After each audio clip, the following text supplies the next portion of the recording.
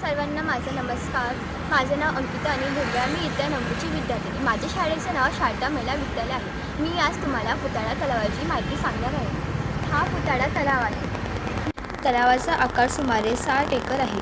जवळच्या भागांना आणि शेतीला पाणी पुरवठा करणे हे या तलावाचे बांधकामामागील मुख्य कारण होते. अलीकडेच तलावाच्या मध्यभागी एक विशेष कारंजे बांधण्यात आले आहे आणि धरणाचा मोठा भाग एका मोठ्या निरीक्षण गॅलरीने व्यापला आहे. आज हा तलाव एक सहल स्थळ आहे आणि अनेक स्थलांतरित पक्ष्यांचे केंद्रीय आहे. तथापि कारंज्याच्या बांधकामामुळे ही संख्या कमी झाली आहे. या तलावाला नैसर्गिक पावसाच्या पाण्याचा पुरवठा होतो.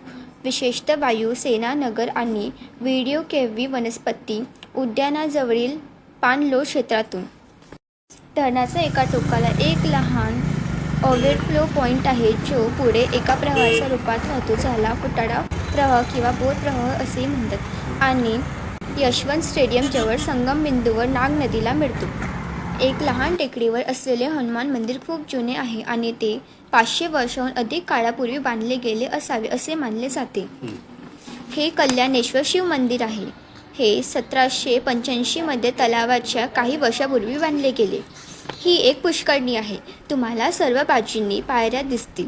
याचे बांधकाम राजे रघुजी भोसले द्वितीय यांनी 1780 मध्ये कल्याणेश्वर मंदिरासोबत केले. नंतर जेव्हा बाग बांधली गेली तेव्हा तिचा वापर मनोरंजनासाठी केला जाऊ लागला. फुटाळा तलावातील पाणी पंपाने पुष्करणीमध्ये सोडले जात असे.